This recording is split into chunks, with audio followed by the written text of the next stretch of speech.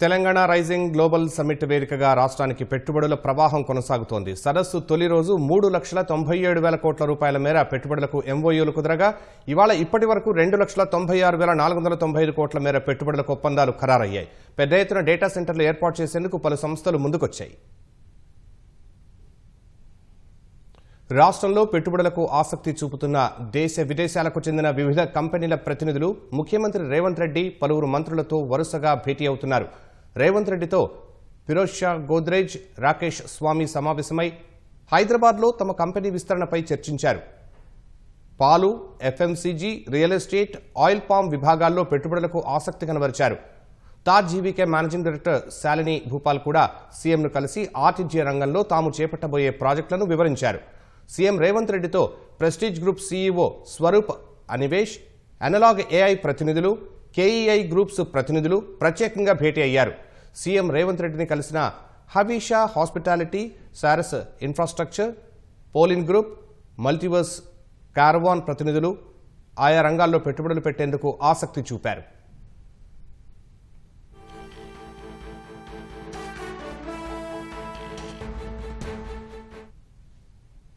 Godrej industries group తెలంగాణలో dairy వ్యాపార విస్తరణ కోసం ఎంఓయూ చేసుకుంది.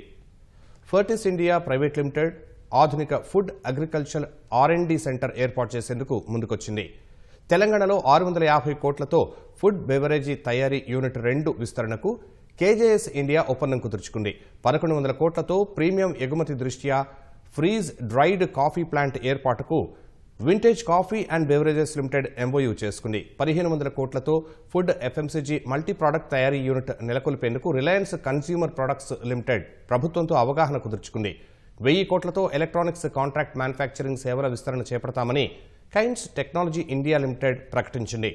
9,000 కోట్లతో డేటా సెంటర్ ఫెసిలిటీస్, అనుబంధ మౌలిక సదుపాయాలు కల్పిస్తామని జేసీకే ఇన్ఫ్రా ప్రాజెక్ట్స్ లిమిటెడ్ ఒప్పందం చేసుకుంది. 6,750 కోట్లతో ఒక GW hyper scale data centre campus ఏర్పాటు చేస్తామని ఏజీపీ గ్రూప్ ముందుకొచ్చింది. 70,000 కోట్లతో ఒక GW AI ready data park అభివృద్ధి చేస్తామంటూ తెలంగాణ ప్రభుత్వంతో ఇన్ఫ్రాకి డీసీ పార్క్స్ ఒప్పందం చేసుకుంది. ఇందుకోసం 150 ఎకరాలు కావాలని ప్రతిపాదించింది. 3,000 కోట్లతో తెలంగాణలో గ్లోబల్ క్యాపబిలిటీ సెంటర్, ఏఐ ఆధారిత హైపర్ స్కేల్ డేటా సెంటర్ ఏర్పాటు చేస్తామని పర్వ్యూ గ్రూప్ ఎంఓయూ చేసుకుంది. 1,800 కోట్లతో భారీ స్థాయి ఫార్మాస్యూటికల్ ఫార్ములేషన్స్ యూనిట్లు ఏర్పాటు చేస్తామని హెటెరో గ్రూప్ ఒప్పందం చేసుకుంది. 1000 కోట్లతో అత్యాధునిక contract research, development, manufacturing organisation ఏర్పాటు చేస్తామని భారత్ బయోటెక్ ఒప్పందం చేసుకుంది.